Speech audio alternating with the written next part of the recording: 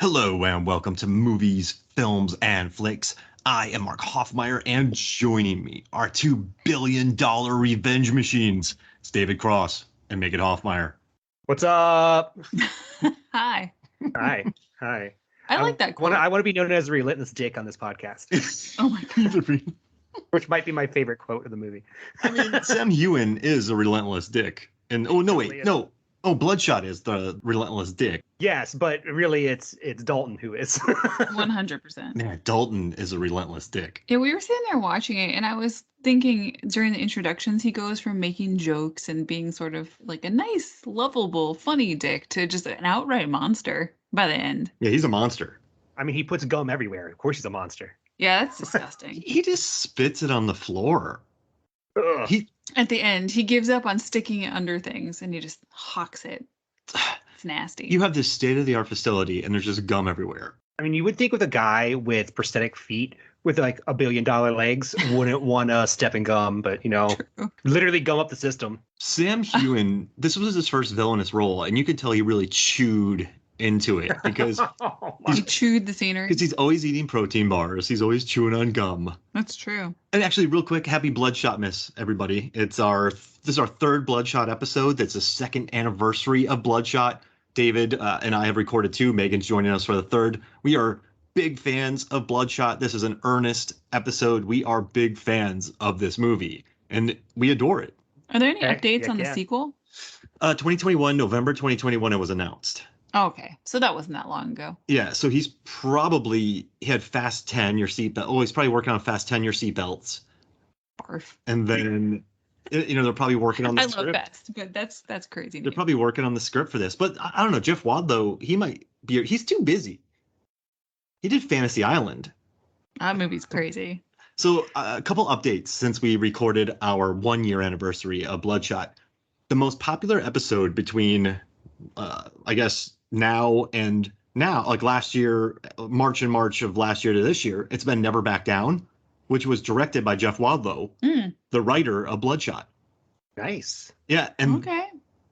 and that's pretty good. Yeah. Yeah, so I think that's a pretty fun announcement. Also, Xander Boetes, a frequent MFF contributor, wrote an article about dancing villains in movies. So if you're a villain, you better get your dancing shoes on. So when you're bored, go check out Xander Boetes, typed in cracked villain dancing, and you'll get a whole article about how Jokers dance and Sam Rockwell dances. And Dancing villains are the best. if you're a villain, does Tommy Lee Jones dance in Under Siege, or does he just performing? Remember, he's on stage playing all of his music. Oof, I do not remember. He wails on a Movie where he harmonica. dances in. There has to be.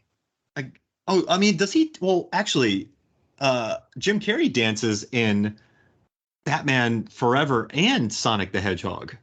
Mhm. He does a lot of villainous dancing in that. I'm pretty sure Tommy Lee Jones does a couple shuffles in Batman Forever.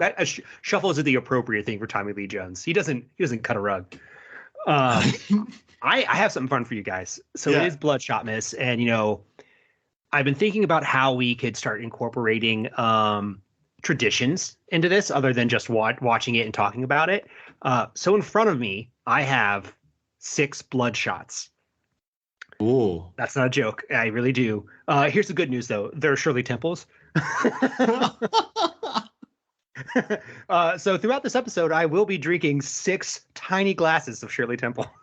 Oh my gosh. You know what? I'll get a red ale next time, and I'll dole it out into 6 shots as well.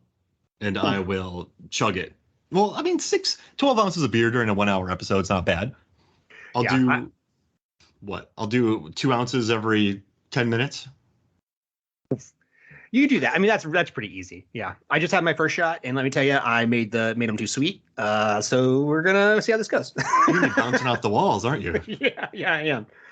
But isn't that cool? That, so Jeff Wadlow, he directed Never Back Down. That's Bloodshot's the movie that just keeps. I don't know. I feel like it's been really good to movies, films, and flicks, and all the creators like Vin Diesel. You know how much Fast and Furious coverage we've done on this? Asa Gonzalez pops up a lot. I mean, I'm a big Lamar Morris fan. On Deep Blue Sea, the podcast the other day, we were doing a Covenant episode, and we did a Toby Kebbell draft. We just drafted his movies. Guy Pearce, Ravenous. I think this crew. I mean, even J.J. Perry, he's done Mortal Kombat, Captain America, Civil War. He's been the fight coordinator on major movies that we've covered on this podcast. And you know what's interesting too? You know what we've never talked about, David, that I'm learning about now that for some reason we haven't talked about the last 2 years. You want to hear about it? Yes. Okay. So Eric Heiserer, he is one of the co-writers on this movie. He was nominated for an Oscar for Arrival, and he directed the Paul Walker movie Hours, which I really like. And he also wrote Bird Box. Now he's writing, get this, he's writing Van Helsing, the screenplay for that. And he writes Shadow and Bone on Netflix, which just got renewed for a second season. So you have Jeff Wildlow, successful director, writer. You have Eric Heiserer, successful writer. Like that, this is a big crew who worked on this movie. Yeah, and it shows. I mean, I know it has not that great ratings, but I watched it again this weekend, and I like it. I still like it. And I was like, you know what? This is the perfect action vehicle for late career Vin Diesel, because he doesn't have to run very much, and he just throws haymakers. And what he can't do, CGI it. Like, it's perfect for him. It's absolutely. And I mean, he's not going to be Iko Uwais in it. He's not going to be Joe Taslim in it. He's not going to be Tony Jaa in it. He is going to be a 45, 50-year-old man who's very burly punching things. Well, I wanted to chat about the song that you brought up earlier. So Qu'est-ce que c'est is a great song for this. Like it fits perfectly. But I wanted to ask you, what is like a really disturbing, weird song to play? Because that's an upbeat, funny one. And I have two that if I was like chained in a meat locker and these came on, I would be like, well, I don't know what's happening, but I'm probably going to get it. Okay, all right. So I'm thinking, so it's very on the nose, and that's the point of this, because that guy writes this scene very cliched. So for Bloodshot, it's perfect. But maybe Smashing Pumpkins Today, it's the greatest day. Like, it's very ironic. But if that just started playing and someone started, torturing a person to Today by Smashing Pumpkins, that would hurt. Or maybe not Slow Ride by Foghat.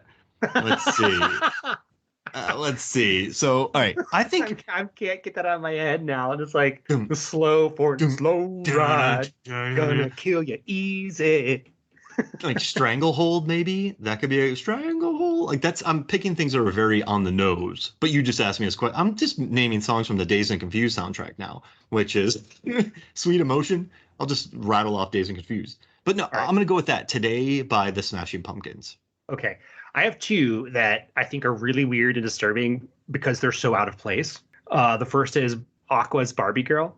I'm a Barbie girl in a Barbie world. Could you imagine like someone dancing down a meat locker to that? Like, you don't know what's going to happen there, right?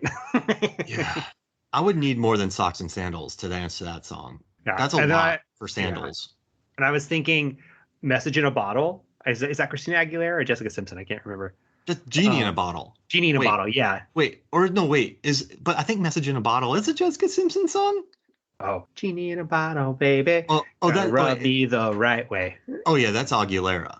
Yeah, that's what I was thinking. Because those are just like really like they don't really fit anything, but they're bizarre. And I'm a big fan of the novel. I mean, that would be odd. That would let's see. That would give a sense of humor to it. So you'd want to confuse them and then torture them. And if you just played it over and over and over, like Macarena, Toby Kebbell just does the Macarena in front of Bloodshot for 2 hours. That's the torture technique, not heavy metal.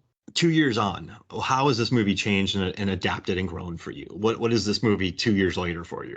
Interesting. I still think it's good.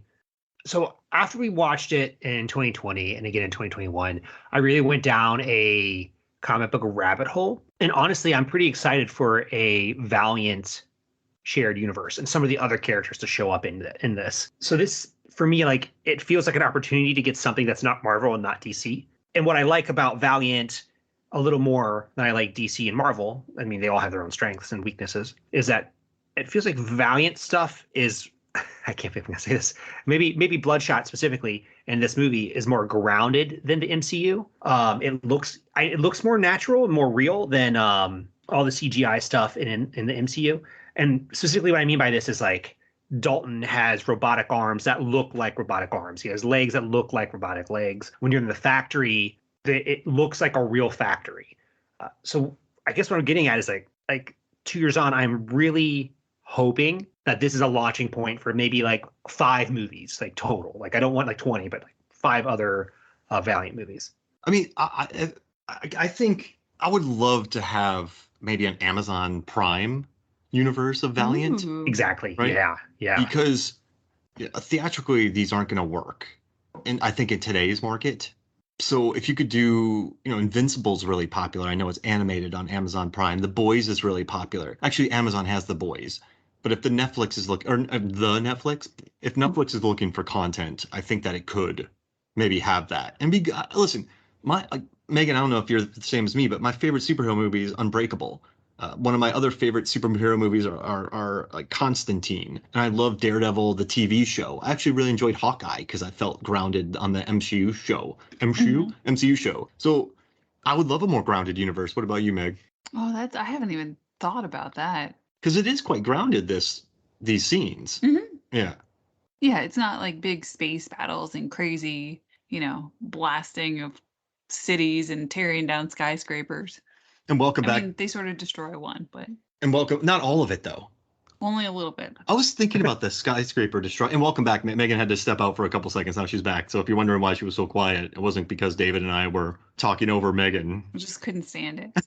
No, the baby needed quieting. Yeah. So they do it's a partial skyscraper destruction. They can still fix it. That skyscraper can be salvaged, right? It's just the elevators and some red smoke inside. True. Well, and they blasted that server room, but I'm sure you could fix that. The sprinklers can blow it up, right? Well, and then there's all the structural beam damage that Bloodshot keeps. Do they fix that every night? That's a great question. That they is a great have question. to, Wow. right? Or is it just the cement and the beam inside is fine? Like the cement is sort of casing it for aesthetics? Maybe they've just incepted him to punch that one, and there is a metal pole inside of it I'm that sure is doing there the is. work. They're just like, maybe he did it once, and they're like, crap, we got to fix this.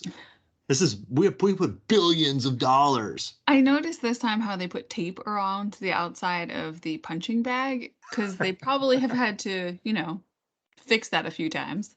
Oh, yeah. Yeah, he's kind of Captain America in that thing, just punching right through it. Mm-hmm. Yeah, right through it. Oh, man. Well, right into the middle of it. So, Megan, how has this movie changed for you in the last 2 years? Do you love it more? Do you dislike it more? Is it more nuanced?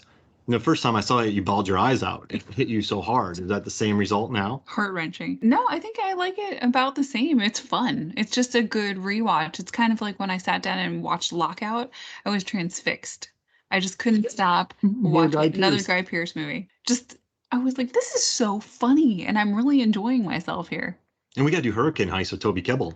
Oh, I love Hurricane Heist. Hurricane Heist is the best. Oh, man. And so a quick question for you. That's our universe right there. It's these guys in other random action movies. We were just talking about that. Like this movie, I feel like a lot of our favorite actors or a lot of our performances or things that have been good for MFF are in this film. And it makes me so happy. Yeah. And it's, I guess, too, I want to ask y'all something. I read a review where it was positive about Bloodshot. They liked it. But they did say that the first 20 minutes are quite slow. And after, I'm not thinking that the idea incepted me, because I do remember watching it for the first time. And when Vin has that love scene with his wife, you're like, oh, brother, come on, Vin. And he's talking to his troops, and he has a helmet. That helmet just does not look right on Vin. And then you get the Toby Kebbell dancing bit. On the brow. Yeah, and then you get the Toby Kebbell dancing bit, which is awesome. But when you watch it, you're like, this is overly stylized. What's going on? And then you have a 10-minute dialogue scene where he learns about nanites and A lot of yellow tone going on for some reason. Green. and so yeah, Green. Because it's and like you're kinda- Matrix. They're trying to do the like whole like they're trying to bait You're you in the into sim. yeah, but they're too subtle about it. Oh, and so I think it's fine because I know what comes later in the movie. But I do remember watching it for the first time thinking this is a bit slow. And there's one thing that really sets off a lot of action films. You got to have that cold open to bring people in. You got to start hot. And I don't think this movie necessarily starts hot. It takes a while to start building. So do you think that is a hindrance for people watch? Because if you are an anti-Vinner and you see these first minutes where he's, he has the love-making scene with his wife and he has the helmet on and he actually shoots a guy from Deep Blue Sea 2, which is amazing, David. He's from the opening of Deep Blue Sea 2, the shark finner. Guys. Yeah. And so that makes me very happy as well. But do you think that this movie does start a bit slow and does leave room for people to kind of not like it? right off the bat. Yeah. So what I was getting at earlier when I said it was too subtle is that because it's purposely making fun of action movies and it's purposely being cliched and didn't like at the beginning of the Matrix, right? They have like the green code, right? And since this isn't called out, like there is a chance that this movie is literally like just one big cliche. and so that first 20 minutes, yeah, they're a little slow until, you realize that, oh, he's just doing this over and over again. Sorry. Yeah, I didn't even think about it until you read that quote and it mentioned it. And I was like, yeah, the beginning is kind of slow.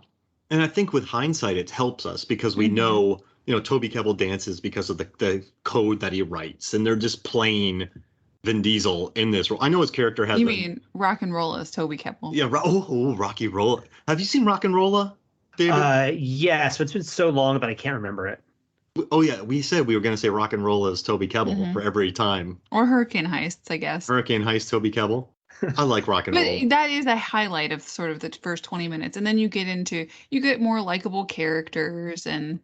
Yeah, do you think that opens up room?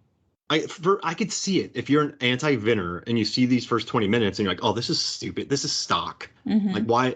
But then you kind of zone out. So when everything is explained later, you're kind of out of it already. I don't want to speak for people, but I don't know what I could have done differently. I mean, there are very talented people behind the camera on this, but what is a way that this movie could have opened with more of a bang, like with more of shots causing blood?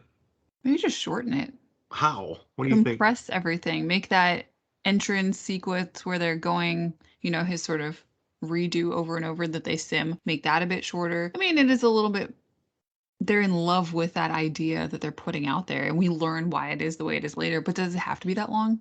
And the thing with his wife really isn't necessary. Like, they can make that real short because he has no connection with her later. Later on, when he goes back, she's like, "See ya. I got a family. Peace." It's been 5 years. Not your kid. I love that line though, where she goes, "Yeah, I didn't want you gone. Like, I wanted you to stay.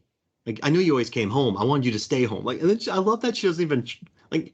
I love that she doesn't have some Baxter husband that she leaves for him. She's like, "Get off my doorstep. You're weird. You're not my daughter." Like, I love how she pushes him away. So yeah, I mean, you could have cut that out.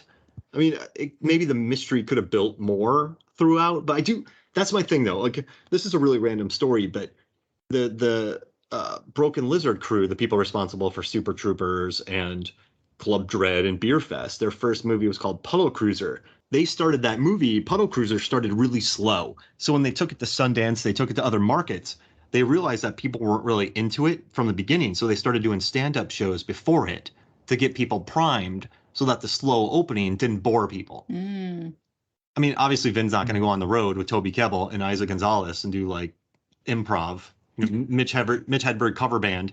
No, Toby just shows up and does dance moves. Listen, okay. Yeah. I would pay for that. I'm in a theater in Atlanta, Georgia. Toby Kebbell comes on with sandals and socks and dances for 15 minutes to the Macarena. We talked about torture songs. So I said, you mean Hurricane Heists, Toby Kebbell. Hurricane Heist, Toby Kebbell. Rock and Roll is Toby Kebbell. Ben-Hur's Toby Kebbell. Lockouts, Guy Pearce. Guy Pearce comes in and they all just dance.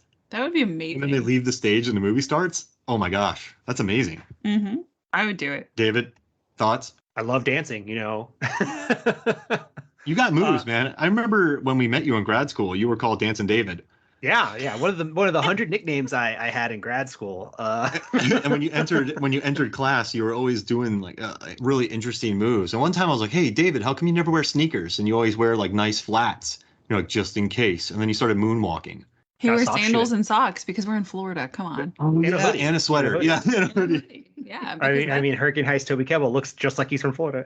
It's Florida, so when it dips below 70 80 degrees, everyone dresses warm. That's right. Break out them socks. But they still wear sweaters. Yes.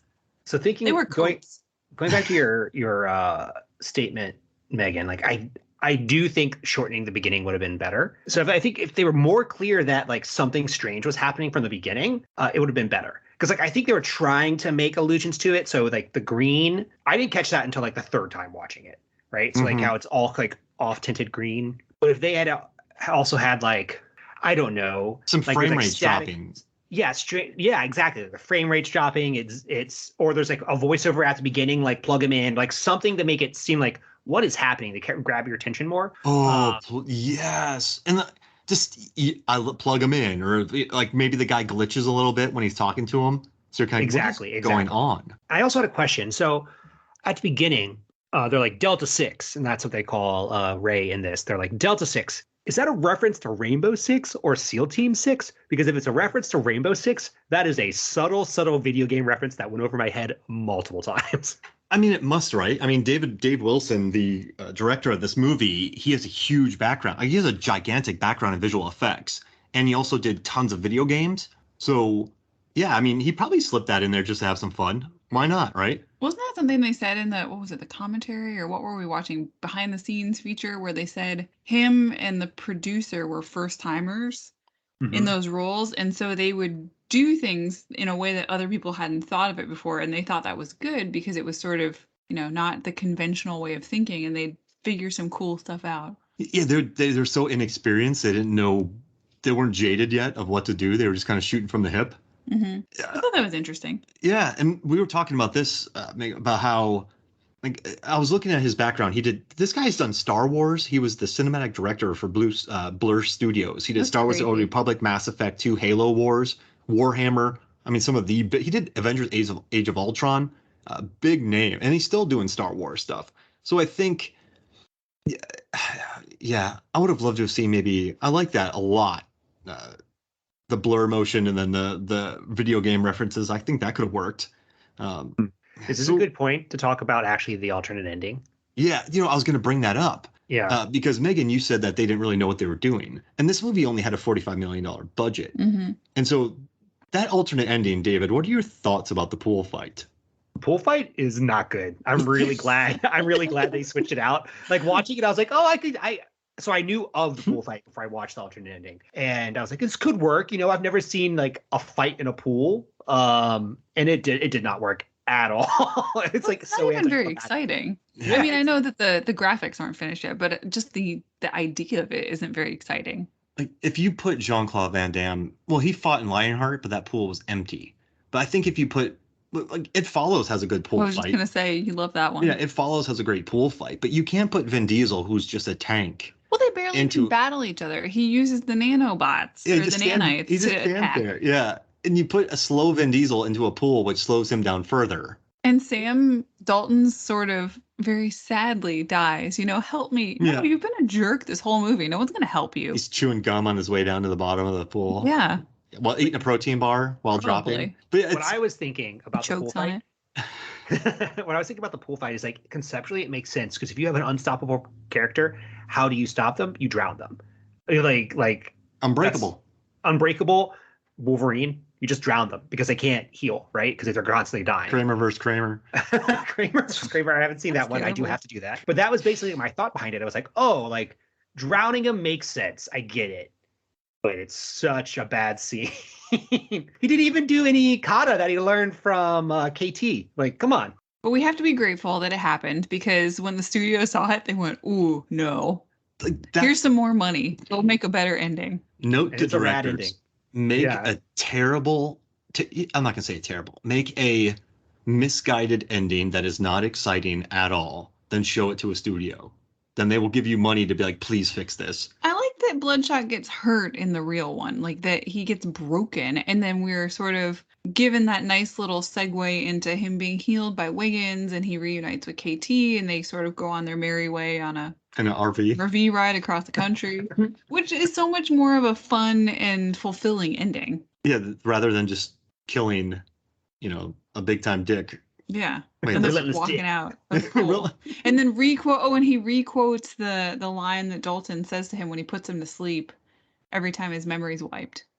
And no one remembers that line. So you're just sort of sitting there. You had to tell me that, Megan. You're like, Mark, he said the line. I'm like, the line? You're like, yeah, when he was eating the protein bar. Dumbass catches on too late. Yeah, it's... I'm sorry. It's so bad. I'm sorry. They're looking at each other in the pool. They're just looking at each other, and then the nanites. Yeah, they're not even swinging fists or anything. They just go under the water and tear up his machinery, and then he drowns while eating a protein bar. I mean, it would be a cool idea, the concept, not the pool fight, but the controlling the nanites in maybe a future movie, but not in that way. Yeah, they failed up in these regards. But 100%. They failed. It's true, because I really, really love that final fight scene. I know there were some complaints that looks a little CGI-y. Have you seen anything like that, like a elevator shaft on the outside of a building fight? Like, that was awesome. And that's a great point too. And yes, it does look CGI-y, but he couldn't really get the actors back, and they had to do it last minute. So I think it's fine for what it is. I love it. I think it's pretty great. And so I don't know. I've never seen an elevator fight. Have you, Megan? Elevator fight? Not like that. I mean, there's the elevator shaft in fight? the elevator when what's the Captain America movie? Winter Soldier. Crossbones. Yeah, Winter Soldier. But that's not the same thing at all. And then they sort of slide down the outside of a building. I was just going to look up that one in Hobbs and Shaw. Oh yeah. Oh yeah, yeah. But that's more like he took a single elevator down and there were people fighting on the building, which is different. This one works better because these guys have special powers. And the other one, Dwayne Johnson just falls out of the 50th story of a building and lands, and he's totally fine. And Jason Statham takes an elevator and just steps out of it. With his turtleneck. Mm-hmm. Do you think he wears a turtleneck? Do you think he wears like a You lose a lot of heat through the neck, Mark, okay? Does he wear skinny chains? That's a Letterkenny reference. Oh, I love Letterkenny. Do you think Jason Statham drinks light beer? I don't think Jason drinks at all. Yeah. You know how shredded he is? Wait, so in the Meg, he's not drinking? No, not really. That's sparkling water. I love in the Meg that he's an alcoholic. In that movie, they're like, "You're nothing but a drunk, Statham." Well, it's like Daniel, what's his name Daniel Wu from Tomb Raider. And when he's in Tomb Raider and he's just a drunk boat captain, you're like, he's too ripped for that. No. I'm busy. We love Tomb Raider, David. Oh, I haven't seen it in a long time. I'm gonna take my my third bloodshot. Hold on. Okay. Yeah. So we got one. Is there a special recipe for that? It's a Shirley Temple. Are there cherries in each? No, because the cherries that I have in my house are fancy, and I'm not putting the fancy cherries in. Oh, you got some Luxardos? Yeah, cherries? Exactly. Those are like candy. Yeah, I was like, I'm not eating 6 fancy cherries. Very expensive candy. Yeah, exactly. The dollar signs going away from you as you drink them. Buying Godiva truffles for your cocktails. All right, so how about this? David's getting loose. These Shirley Temples are getting to him. So we'll take a quick break, and when we come back, we'll talk more deleted scenes. We'll be right back. Welcome back to Movies, Films, and Flicks, where we're talking about a movie that stars Hurricane Heist, Toby Kebbell, The New Girls, Lamorne Morris, Ravenous' Guy Pearce, Baby Drivers, Asa Gonzalez, and The Last Witch Hunter, Vin Diesel. The Last Witch Hunters, Vin Diesel. Yeah, that works. That works? That movie. I haven't watched that in a while. And Johannes Hakur Johansson is also in The Last Witch Hunter as well. Right. He's from what's that war movie? the one with the zombies and the monsters in World War II. Wasn't he in that movie? Overlord? Yes, that one. Wait, isn't that the guy in that one is Game of Thrones dude? I don't know. He's the boat guy. They look the same though. Or you could be right. He's an Infinite. This isn't Game of Thrones. Oh wait, he's in Game of Thrones? Am I wrong? Wait, all right, we're getting this. I'm looking this up right now. Atomic Blonde. Oh wait, no, he's Lemon Cloak. Okay. Oh, I know who you're thinking. You're thinking of Greyjoy. He's in Atomic Blonde? I have no idea. Oh wait, he's not in The Last Witch Hunter. I'm just all over the place today. He's in Eurovision though. Oh yeah. Hey, wait, who's he in that one? Johans. He's Johannes in everything. He's Mr. Russell in Zone 414. Okay, anyway. Yeah. All right. So, David, you said you had a couple of things you noticed watching again. And I have one, too, I want to share that I love. And I think everyone's going to love it. So what do you got? The first question I have is really about Vin Diesel here. How much money does he spend on tank tops? A lot. Well, he's $1 billion soldier, so they're probably provided. He needs $1 billion tank You mean top. Personally Vin Diesel? Or Vin Diesel, yeah, personally Vin Diesel. Because, here's the thing, tank tops are expensive. You could, go to Old Navy and buy a 3-pack. I feel like he either spends a lot of money or no money at all. Maybe he's sponsored. He wears them once. Maybe he's sponsored by Hanes or Diesel sponsors him. Diesel sponsors. Do they even exist anymore? I don't know if they do. Maybe he bought up their back catalog. Diesel jeans. Yeah. Diesel tank tops. You have to tuck them into your boots. Those tank tops are so immaculate. You can't wear them twice. Does he walk around with like spray for spots? It's great. I think I'm with you. He's Mark. eating Like, spaghetti. He wears it once. Yeah. Just like once. He's not eating spaghetti in those tank tops. Yeah, he's probably going through 3. The way he 3 a drinks day, beer 3 a day. In the Fast movies, though, you'd think some of it would spill, right? Yeah, if he's drinking beer, he needs 6 a day. Megan, what do you think? Mm-hmm. So anytime he gets a spot, he just replaces it. That's a lot. We're talking. That's a lot of money on tanks. Okay. You'll never see Vin in Olive Garden. You will. Come on, when you're there, your family. Oh, I set myself up for that one. We'll never see him in Maggiano's. I don't know what that is, but okay. It's a higher end Italian chain. It's like a step up from Olive Garden. It's like Olive Garden times 2. So some other things I noticed. At the beginning, they're like, Tibbs was the best marksman, and then he had knives. Oh yeah. I was like, why did you give the guy who's the best marksman knives? Like, it doesn't make any sense. I did wonder why he had knives, because you could just make this scope on his gun part of his cameras. Oh, right. I mean, it's a billion-dollar company. You could make a super scope that he could look through. Yeah, I feel like Tibbs is a character that was underserved in this movie. I really liked his character, and he just, something about it, like, it just didn't come fully together. Some other things here. I think in a grosser movie, when KT was doing the kata, she would have been in a bikini, and I'm really happy she wasn't. Mm-hmm. Mm-hmm. Let's see here. Something I noticed that doesn't age well, and I kind of didn't like it the first time around, was the dick jokes with Eric. They're just not funny, right? No. It feels like juvenile and like overplayed. And then something that this is ridiculous. Like, the idea that he doesn't know what a small or large penis is ridiculous, because there's 100% chance this dude watches porn. Yeah. It just doesn't land in any way. Yeah, it's very.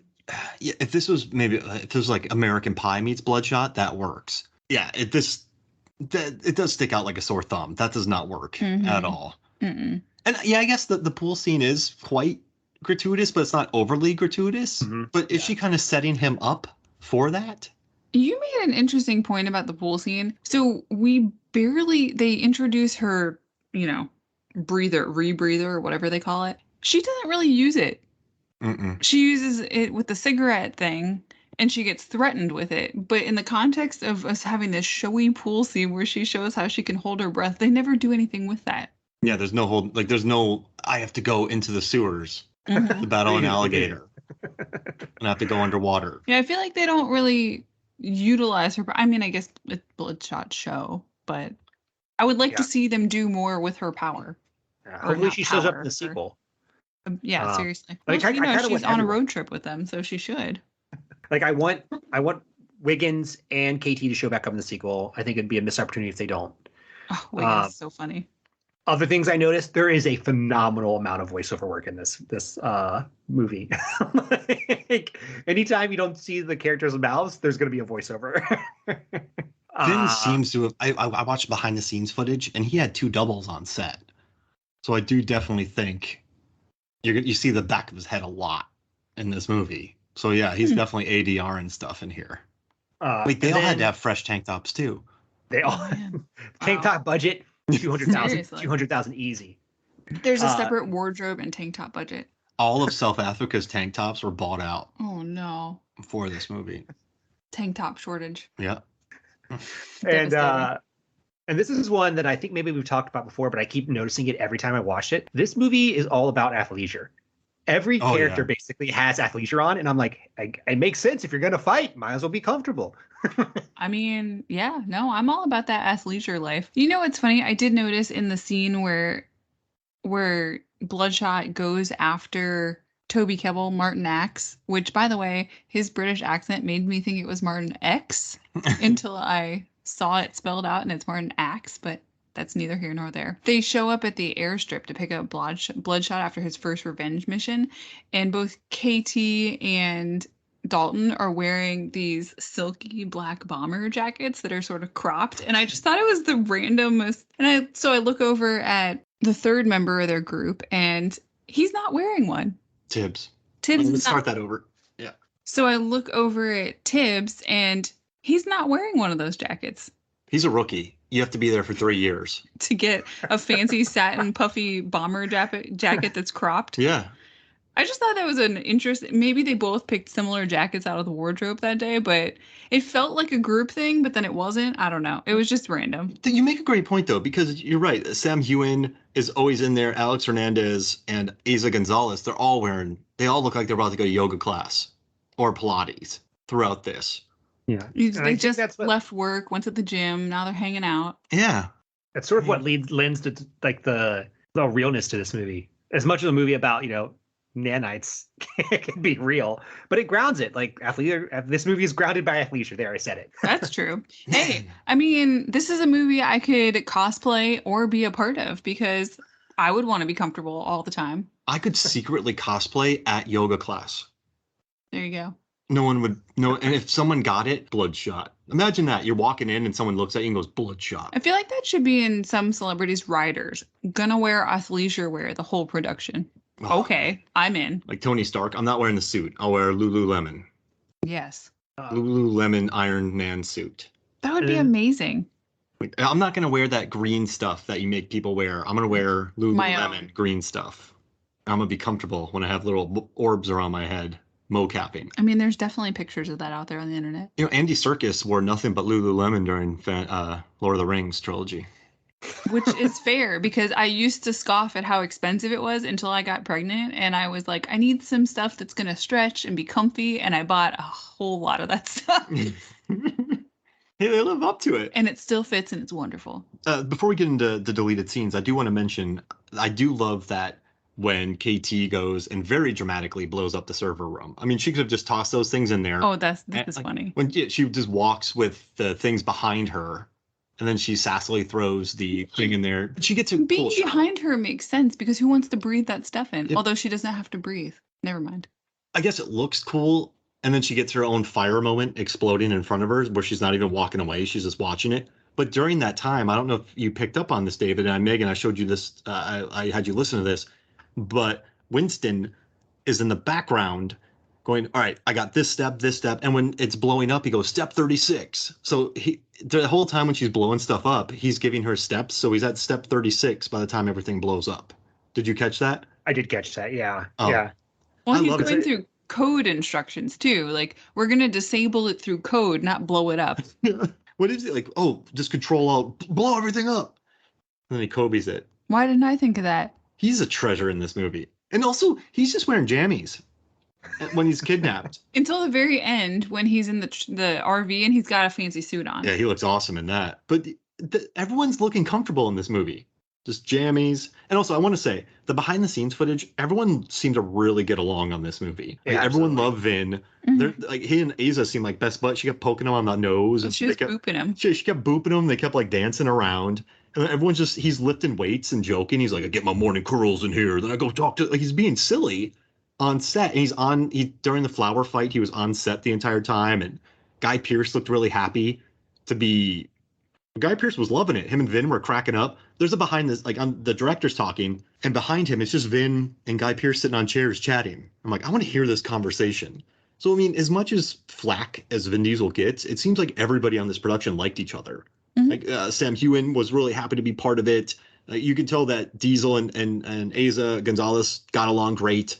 So it's, once again, I'm a big Vin Diesel fan, and just made me happy to see everyone getting along. And I know it's behind, they're not going to show arguments on set. But also, too, Vin Diesel has been working with J.J. Perry for years. J.J. Perry, the famous stunt coordinator, keeps working with him. Mm-hmm. People keep working with Vin. Like, Lamar Moore said yes to this movie before he even knew what it was, because he knew Vin was in it. And, like, Vin was totally cool with Eiza doing Hobbs and Shaw. He's like, I don't care. Like, go do your thing. You're cool. So I just hate that Dwayne Johnson, like a little narc punk, he's an amazing actor. And not an amazing actor. He has a wonderful screen presence. He is a star. He's an A-lister. But, like, that was kind of stupid that he called him out for Fast. And then now that feud makes Vin look really bad. But I think Vin's cool. I don't care. Makes me happy. I'm glad you brought this up. I think I've talked about this before. Unless The Rock does something unique, he risks creating a bland legacy. I'll be pretty frank. Like, I think anything he's done in the last, like, 5-6 years has been pretty bland. He doesn't have much range. Red Notice and Jungle Cruise. Jungle Cruise is like, I watched it and I completely forgot it. Like I have no idea what happened in that movie. It's just one of those things like he just doesn't. He doesn't push himself. Jaguar and pants. There was a cute jaguar. But what I was thinking, like, really about that whole feud is like Vin Diesel's probably pushing The Rock to do better, honestly, because I feel like The Rock will just show up and be like, "All right, I guess I'm gonna just be charming," and he's like, "No, you guys stick to the script and actually put something behind it," because like I don't think The Rock is all that great. I think that's fair. Mark, you loved Red Notice, right? Oh, it's my least favorite movie of that, and Halloween Kills were my least favorite movies of last year. But I do think so. Dwayne Johnson did act. He was in Southland Tales. Mm-hmm. He was also in Get Smart. He was in Get Smart, but he was also in the sequel. He was in Be Cool. He used to put in performances, but those movies kind of like Southland Tales was a notorious flop. Dwayne Johnson even admitted that was the last time he was going to take a chance. I like Jumanji. Yeah, but he's really fun in that, but he's not like. Yeah, he's not taking risks or being unique, but yeah. I like him. He's likable. And yeah, I do think I do think back in the day, like Stallone took a few risks. I think that Schwarzenegger did Twins and he took risks. Oh, yeah. And so I think 9 months. I mean, listen, Dwayne Johnson's probably the highest paid actor in the world. His tequila business, Megan, is making hundreds of millions of dollars. Of course it is. The guy is unstoppable, and there's a reason for that. He doesn't sleep. He's incredibly committed. But I just don't like the Vin feud. I hate it because I like Vin Diesel. Well, we'll see how he does in Black Adam, because like for me, that's sort of a make or break moment. Yeah, you're right. I hope it's more. I hope it's Shazam-esque because that movie's fun. Oh, Shazam's great. Yeah, I really like it. We haven't rewatched that in a while. We should. Chuck. It's not like we don't have other movies and things that we're trying to get through. Chuck Zachary Levi. Yes. Is in it. He's very likable. We saw him at Dragon Con. All right, so deleted scenes. We get one where, let's see, Eric is leaving the building and he calls Bloodshot $1 billion revenge machine. Should that have stayed in? I like the line. They should have kept the line. What do you think? They're constantly talking about this being $1 billion, that being multi-billion dollars. So I think they drive the point home. Maybe replace one of the other $1 billion lines because that's a funny one. Yeah, I like good, it right? too. Yeah, yeah, because I don't know what happened to Eric, right? Like 6 inches is big. Like that's his final line when he leaves. He's just running away crying, oh, brother. Yeah. And then what about the scene where he first comes to life? And it's I just thinking of athleisure now. It's but this is the scene where they sit down and do all the expository dialogue. And he's like, "What's the square root of this? What's the year that Churchill won this?" Oh, the search engine thing. Yeah, and he's like, "I was a tennis champion and I lost my arm, but now I got a stronger arm." Well, that exists in the movie, so I think they replaced because that is in the movie in a different capacity. And I was thinking when we watched this deleted scene, how much I like what they chose better. It's shorter, it's less, verbose, and it's better. He knows square roots now. Like I don't know how these nanobites make him smart. I guess they're no, they don't. He's Googling it basically. Oh, in his brain. Yeah, he's Googling it within which is why I think what they chose for the movie is better because it's him getting on a plane and then they go, "Do you know how to fly that?" And he goes, "I'll figure it out." And his brain sort of he goes full Chuck. But his brain, the nanites, Google it. So that's what they replaced it with, which makes it more sense and more exciting. Whoa, you nailed it, Meg. So you had a sit-down scene that just dropped dialogue on you, and instead they showed. Yeah. What do you think, David? I agree. Yeah, it's a little bit too long. The other one is, let's say other scene. He's just talking to his troops. The troops and his wife. Oh my gosh. You got to fight for the present, boys. Like he turns around, he stops maybe 3 times and says the same thing to them. If I was an extra in that scene and he just keeps yelling at us, I'm like, what? Wait, are we still on? Like, where am I? Can we go home now? All right, guys, let me tell you a story. Wait, what? Yeah, I'm glad they cut that.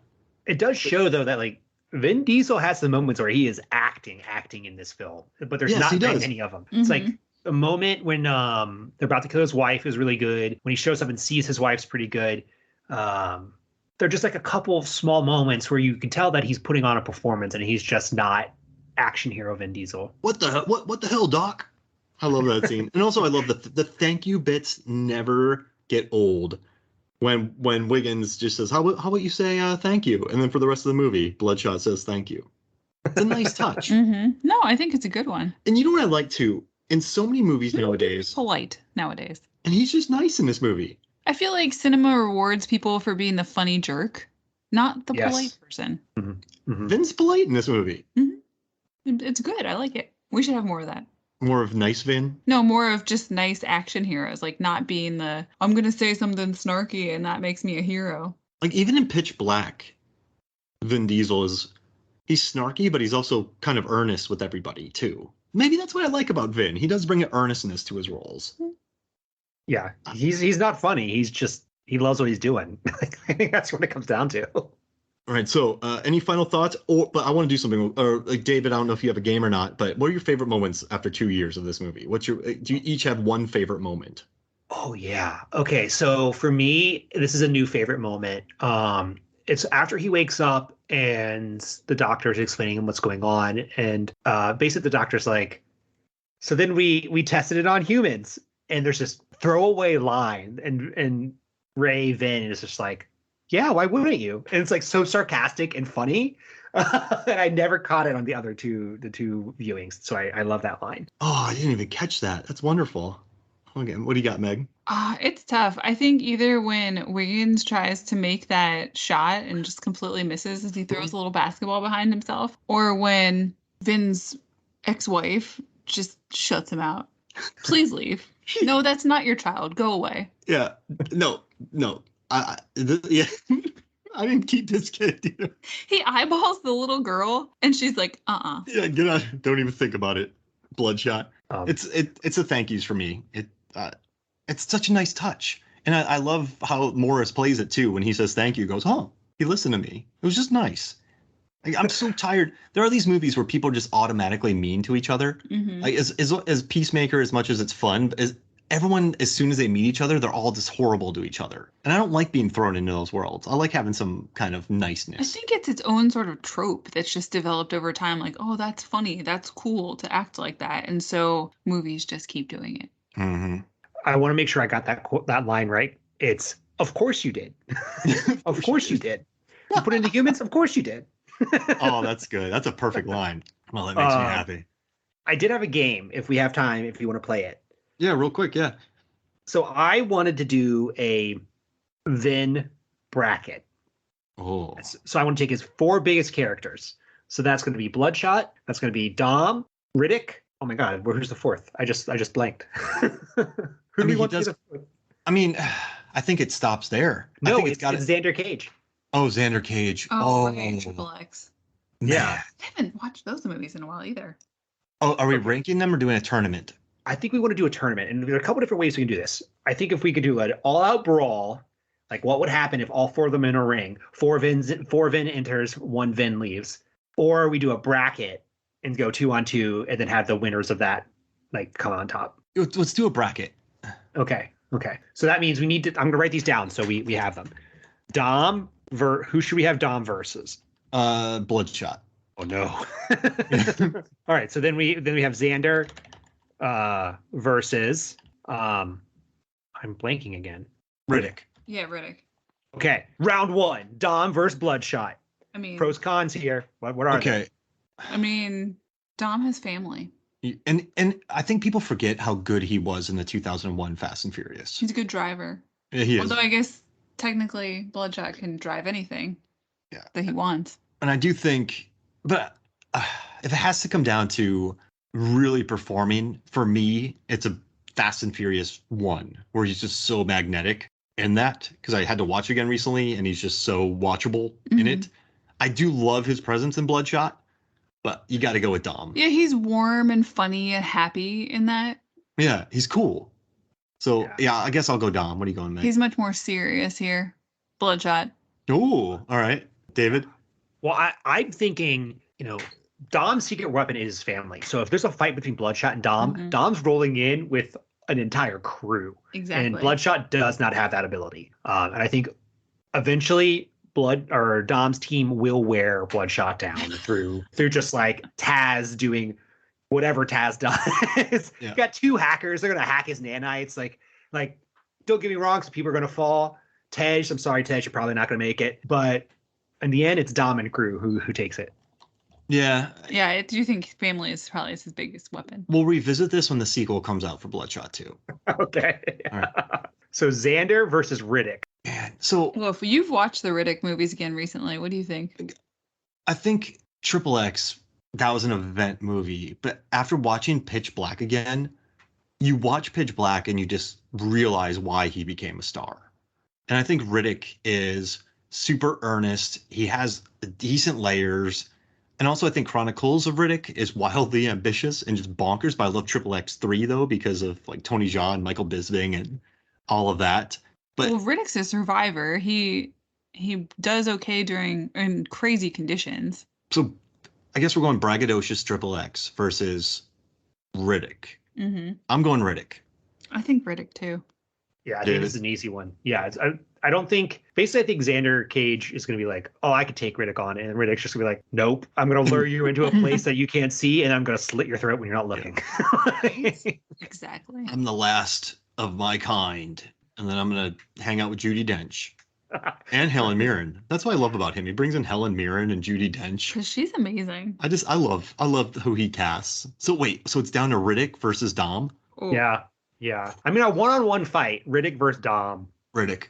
Yeah, but this isn't a one-on-one fight. This is a like everyone involved. Riddick is such a survivor, and Dom. Okay, I'm gonna do this. Well, if they went into the Pitch Black, Dom's gonna lose. Dom's even with family. Riddick's gonna kill him. He has that white tank top. Everyone will see him. I know. This is crazy, but I'm gonna go Pitch Black versus Fast and Furious, the two first that really made him a superstar. This is hard because oh man. Also, he's really good in Fast. I don't know. All right, who do you got, Meg? Riddick or Dom? I mean, I think if it came down to it, Riddick would probably win. Okay, you got Riddick. I like that. Even if they brought the full force, because there's nothing to hack. There's nothing that, if you're in a Pitch Black situation, Riddick's just going to take them all down. He will too. And Riddick's not going to come to a fight in the bright daylight, so it's not going to be in sunny Southern California. I love that rhyme. Riddick's not going to come to a fight in the bright daylight. I mean, that's the character. That's what I think. I'm going Riddick too, because he's not gonna fight Dom unless he absolutely has to, right? Like he does not want anything. He just wants to be left alone. And he's smart enough to he's not gonna try to take over the world.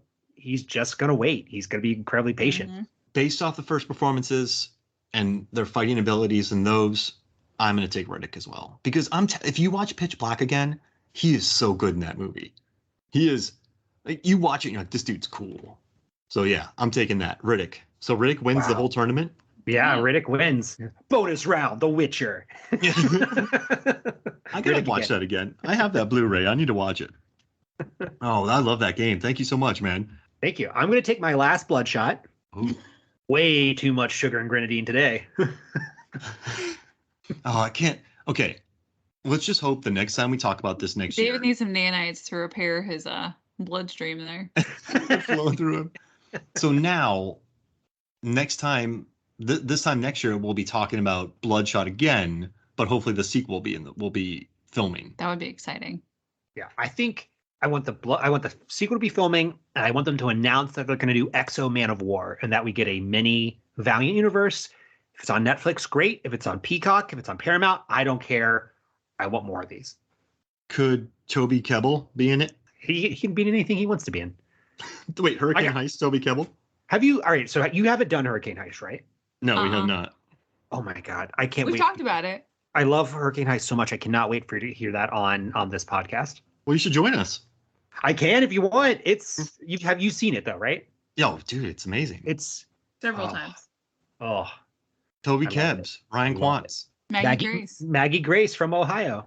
Maggie Grace is really good in Hurricane Heist, and she's in Lockout. She's a beast. She was on The Following, which I worked on too. Humble brag.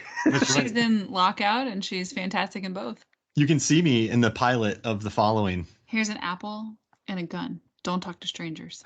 Hey, David, do you want to promote Award Wieners before we get out of here? Yeah, so I'm the co-host of Award Wieners. It is a movie review podcast where we watch every Best Picture winner, and we go into the history, why it won. We talk about other movies that were nominated that year, and we pair that movie with a hot dog recipe. The movie coming up is West Side Story, the original. We had a lot of fun doing that one. Yeah, it was my first time watching it. And then, check it out. We do some I would just call them kind of random episodes. Like we recently did one on Cyberpunk. So we did Lawnmower Man versus Johnny Mnemonic. But yeah, we have a lot of fun doing it. Oh, I love those episodes. And the Forrest Gump, that's the one I listened to recently that I really liked, right? I was messaging you. Forrest Gump. Yeah. No. Yeah. Forrest Gump. Oh, that was a good episode. Yeah, we put a lot of work into it. So like we watched the behind the scenes, we watched the originals, we read. Yes, we did Best Years of Our Lives. I read the novel it's based off of, so we could talk about that. A lot of time goes into making sure we do something that's really interesting and not just, we love it or hate it. Oh, I love it. Well, hey, thank you so much for joining us, David. Thank you. This has been great. All right, so thank you, Megan. Thank you for joining us. Yeah, you can only find me here on the Movies, Films, and Books podcast unless I moderate a work webinar.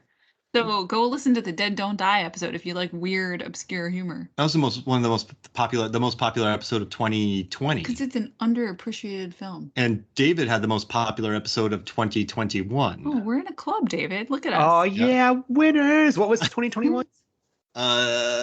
Willy's Wonderland. Willy's Wonderland. Another weird humor movie. Apparently, that's what your audience likes. So, all right. So 2020, Dead Don't Die, weirdo movie. 2021, Willy's Wonderland, weirdo movie. Now in 2022, Never Back Down, a 2008 Florida MMA film. So I love the Movies, Films, and Flicks audience. They're wonderful. All right. Hey, thank you so much for joining us, David. Thank you. It's been great. All right. So for me, Mark Hoffmeyer, this is... Wait. For me, Mark Hoffmeyer, this is... Wait. So for me, Mark Hoffmeyer, this is David Cross. Wait, no, this isn't David Cross. I'm short-circuiting here. I need more nanites. So for me, Mark Hoffmeyer, and for Megan Hoffmeyer, for David Cross, this is Movies, Films, and Flicks. We'll see you next week.